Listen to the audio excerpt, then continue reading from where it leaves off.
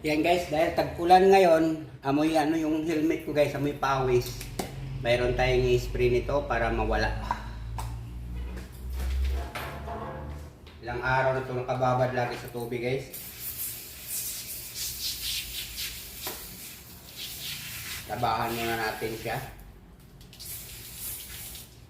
Yan guys.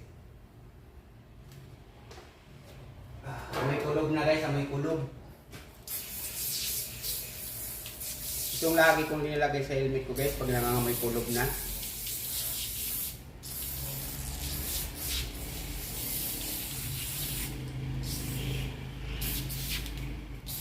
Yan.